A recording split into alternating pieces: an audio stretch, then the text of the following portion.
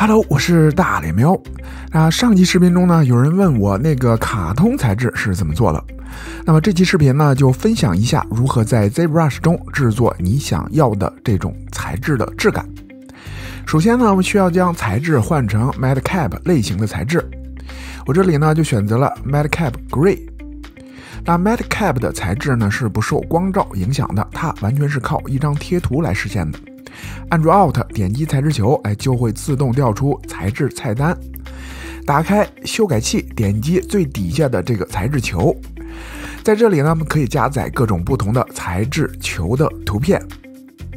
就是这么简单，就是通过这种方式来实现各种材质的效果。如果以前做这种材质球呢，还是比较费劲的，需要自己去手绘修图等等。但是现在有了 AI 工具的帮助，可以在非常短的时间内做出效果不错的材质球。这次使用的工具呢，就是极梦 4.0， 每天呢都有免费的积分可以用。首先准备这样一张图，紧贴四边的一个圆形，任何颜色都可以，我这里呢是用了红色。以这张图为基础输入提示词，比如把图中红色部分变成蓝色宝石质感的球体。类似这种提示词呢，基本就可以生成很好的效果。4张图呢，总有一张能满足你的需求，如果不行就多生成几次。用同样的方式也可以生成其他质感的材质，比如玉石啊、宇宙啊等等。还可以生成卡通材质，类似这种扁平的卡通效果。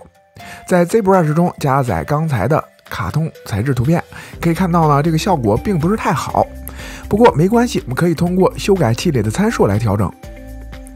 这里的深度 A 可以调整材质球的偏向，以达到一个不同的角度的效果。调整好以后呢，效果就会好很多了。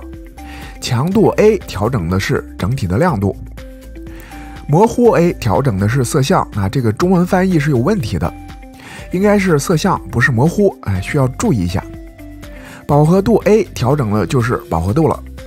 总之就是可以通过这些参数呢去微调最终的效果。调整好以后，点击上面的储存，把它储存成自己的材质球，以便可以随时使用。那我这里呢只是做了几个例子，剩下的呢就可以发挥自己的想象力了，制作各种你想要的材质的效果。而且极梦 4.0 呢还可以使用参考图片以别的材质图片作为参考，生成自己的材质图片，都可以去试一试。能力一般，水平有限，希望能帮助到你。这期的分享就到这里，感谢观看的你，我们下期见。